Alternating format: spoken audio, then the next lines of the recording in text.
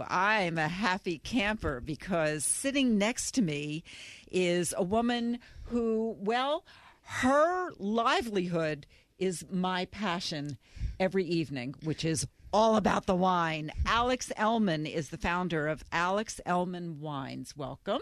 Thank and you. I know we go way back. I didn't know that till I met you, but you've been listening for a long time, you tell me. I've been listening to you since I was a little girl. Well, thank you. You've I always take been that as a awesome. compliment. And we actually have 4 of Alex's wines sitting right in front of me on this Sunday morning that we're going to taste, partake. Even Joe has stayed in the room to partake, and Tina, who's across from me. But actually, the reason I have Alex here is because she has just an incredibly inspiring story. She probably wouldn't be the owner, the founder of this company if it hadn't been for a tragedy in her life. When she was 27, she went blind. Absolutely. We have to make wines out of grapes, right? Make lemonade out of lemons. Right. So when I was 27 years old, I lost my sight from juvenile diabetes. And I was already in the wine business, so I just continued to stay in the business. It's one of those things, too, you know, when you start working, you're not sure what you want to do exactly in life. And I kept ending up back in the wine business. So one day I just said, all right, I'm not going to fight this anymore. So I stayed in, and then I lost my sight to juvenile diabetes, and I continue to work in the wine business. And I traded rare and fine wines. I worked in a chateau. I did all kinds of things. I worked in a store. I imported small boutique wines and artisan wines. And then in 2009, I partnered up with a man who was a beer distributor, and we decided to launch Alex Elman Wines.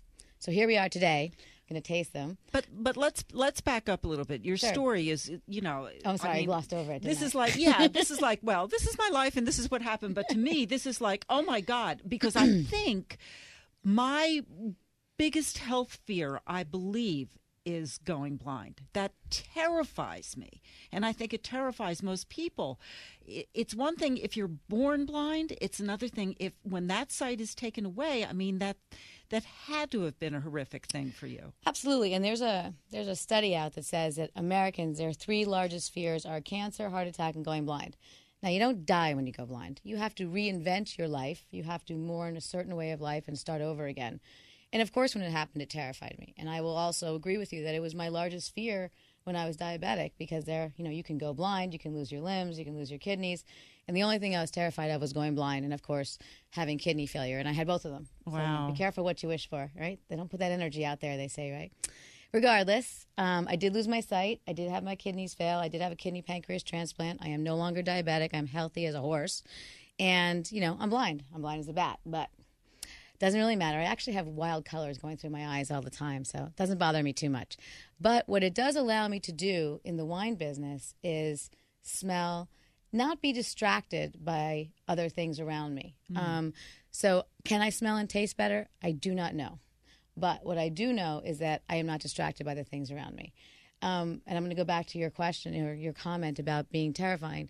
It was terrifying when it happened. Absolutely. It was horrible. I cried every single day. I cried every single hour. I could not believe that this had befallen me. This was not in my plan. I want you to know that.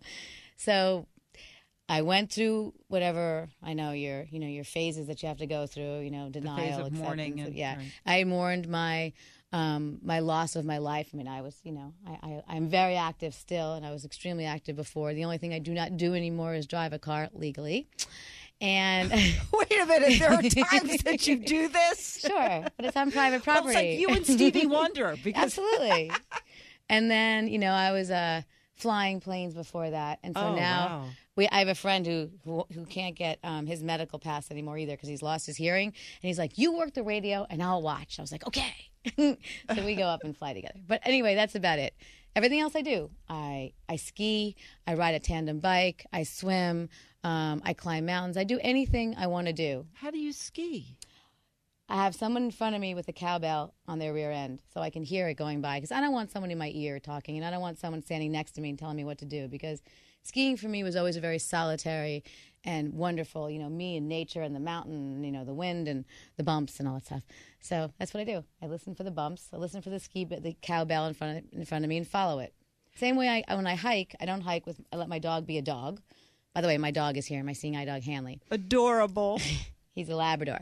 Anyway, I let them be a dog, and he runs and runs ahead of me. Make sure he does a few circles and make sure I'm okay. But I hike behind somebody, and I can hear their footfalls. I used to have a friend I'd hike with, and he had a squeaky boot, so I knew where his foot was falling all the time because the one boot would go, and I'd follow that. But do you always go hiking with a person? Or? Yeah, always. Okay. Which you should do anyway. None of these exactly. sports you should do alone, Exactly. ever, So I believe in the buddy system even more now. How long did it take for you to get out of the depression that you first encountered? Well, it was kind of a funny thing because what happened is I kept having, it's like it wasn't just one eye surgery and I was done. I had like 4 or 5 because I kept trying to save my eyes. But the retinopathy, which is the disease that the diabetes creates in the eyes or what can happen, had kind of gone a little too far, So I would have one surgery and I'd be fine, and then my eyes would start to, I don't like to say this out loud. Well, they would start to bleed. You couldn't see it, but it would bleed inside the eye. So it was very cloudy. I used to walk down in Central Park when the blood would dissipate, and I'd kind of sing, I can see clearly now the blood is gone. Oh. Terrible, But, it's like you have to, I laugh very much at all these things, and I always can did. tell. Because what else are you going to do? Otherwise, you just cry all the time, so there's no point. So I had gotten engaged right during one of my eye surgeries. We'd already been dating my first husband for like a year, and we got engaged, and I was having all these surgeries, and finally, it was actually worse to have the surgeries and not know. They kept saying to me, you'll be fine, you'll be fine. Finally, my last surgery was like February 2nd, 1995.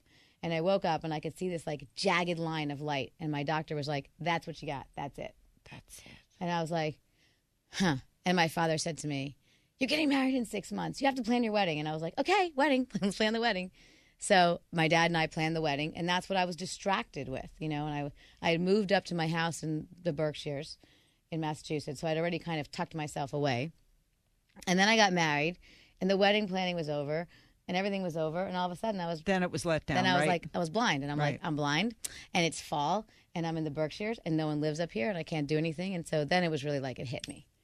So I think it took a few months of just being tucked away, and then I decided enough. I have to learn how to use the computer with the... Did you have therapy? I came back to New York I got married in September of 95. I came back in April of 1996, and that's when I started having therapy. That's when I finally pulled myself up by my bootstraps, and I was like, okay, time to get together, time to learn the computer, time to learn how I'm going to function like this, and therapy, of course, was the most important thing. I had individual therapy and I had group therapy, and the group therapy saved my life. I went into the individual therapy and I just complained about everything, whatever it was. But the group therapy was amazing because there were women in there and men in there who had never, had also just lost their sight and were just learning how to deal with it. So I wasn't the only one going through this hell. And this one woman had gone in for some simple surgery, nothing to do with her eyes whatsoever. I think it was a hysterectomy, which isn't so simple. But she'd gone in for some sort of, surgery, and she came out blind. Now, for me, that was much worse because there wasn't even total shock. Total it's shock, like not right. even passing through your mind. Not exactly. even a... Exactly. So, then I realized I wasn't the worst off. I wasn't the worst one in there. So we all helped each other. We would talk about everything, and I really began to feel like myself again. And I also knew that I was going to get a dog because me and the cane, we did not get along well. I have one leg, my left leg is an inch shorter than my right because of a skiing accident. So I keep going in circles. I pull left. So, I would constantly be pulling left. So it was like zigzagging down the street. I hated it. And I figured my cane was only good for smacking taxi cabs. It was great fun. There's a true New Yorker. Exactly. I was like, you hit me, So I had also taken orientation and mobility lessons, which you have to do. And orientation is just to kind of orient you in the streets. And the mobility is obviously the cane. And I had this great mobility instructor, and he said to me, you're great at orientation, and you suck with that cane. And when are you getting a dog? So he was great. And so I ended up getting a dog, and everything kind of worked out perfectly at that point. I had applied for the dog, and I was waiting for my transplant. I got my transplant, and 4 months later, I got my first dog, And Hogan. this was how much after? March of 97, I got my first dog. How much after the blindness, the onset of blindness? Pretty much 2 years. Okay. 2 years. So, but I had to get the transplant, and I had to learn how to be a blind person which isn't really difficult. It's a lot of you just think about it. You think out of the box, How do you chop food? Well, think about when you're cooking. You just kind of I visualize it, but when you're chopping, you just chop the same way you always did. But I cut my fingers even when I can see, so I do not grasp that at all. I mean, I have to have Band-Aids in the kitchen. I'm bad. Yeah, well, that's... So you're really brave. Well, I think the only thing I've ever cut is my nails. I've never cut my fingers. And people are always worried. I'm like, no, I've burned myself a couple times, but I've burned myself in the toaster oven when I could see. So, it's like, I think you pay attention more when you can't see, because that danger is more, you can't see it. I don't really know if that makes sense, but I have never really had a bad kitchen accident. Excellent. I can't say the same. Alex Elman is my guest. She went blind at the age of 27 from juvenile diabetes, and she is now the founder of Alex Elman Wines, which actually this whole line is debuting June 1st. So we're getting a preview here in the studio. Now, I have to say, these are all affordable wines. These are basically, Absolutely. It's what, $12.99 ballpark price? We would like them to be our suggested retail price is $12.99. It depends on how the retailer marks it up, but up to $14.99 is doable. But we really would prefer it to be $12.99. We want these wines to be. The point of this entire project was to bring wines that are accessible, not only, from wallet perspective, but also taste and palate perspective. Easy wines to drink and easy. It's not going to hurt you to pay $12.99 for a bottle of wine to try it. And that's, that was the point. And wine had to come back down to earth. The prices were really insane for a long time.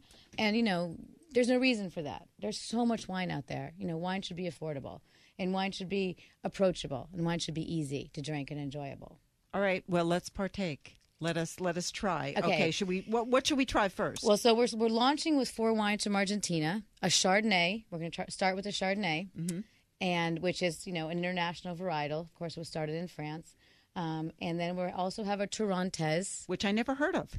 And that is the white wine of Argentina. You're going to hear more about it in the coming, probably year or so. What is it similar to? What could I? Well, it has the citrus qualities of Sauvignon Blanc, but it's more along the lines of orange citrus. But it also has a sweetness, not a sweetness, like a fruitiness, like a tropical fruit kind of. And it also has a little bit of, it's known for its floral notes, a very floral wine.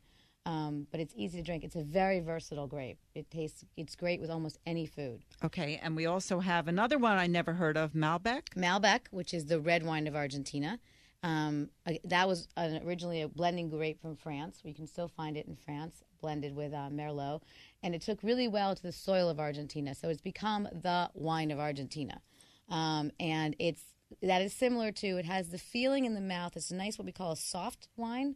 So it feels in your mouth like a Merlot because it's nice and soft and it covers your whole mouth. And then a little bit of spice at the end that gives it a little kind of kick. It's great. And the final one is a Cabernet Sauvignon. And we're running out of time, so I just wanted to ask you really quickly before we taste the Chardonnay. Sure. You use real cork, and I've noticed a trend with wines, screw off. Tops, not even the plastic anymore, but just the screw off. Why have you stuck with the cork, which is more expensive, obviously? It's a little bit more expensive, but it's worth it because wine is a organic product. It needs oxygen in order to grow. It's something that's fermenting. It needs oxygen in order to change. And the excuse that people are using with the screw tops is that, they use them with young whites. They say, these wines don't need to change at all, which is nonsense. Wines need to breathe and grow. When you have a young white and it's all excited, it's like drinking a teenager. It doesn't know if it's coming or going. It's like nothing is cohesive. And wine, even white wines, need a couple of months to come together to become a well-balanced and integrated wine, something that's pleasant to drink. And really the truth is that cork is expensive, and unless you use good quality cork, the wines can go bad. They can become what we call corked.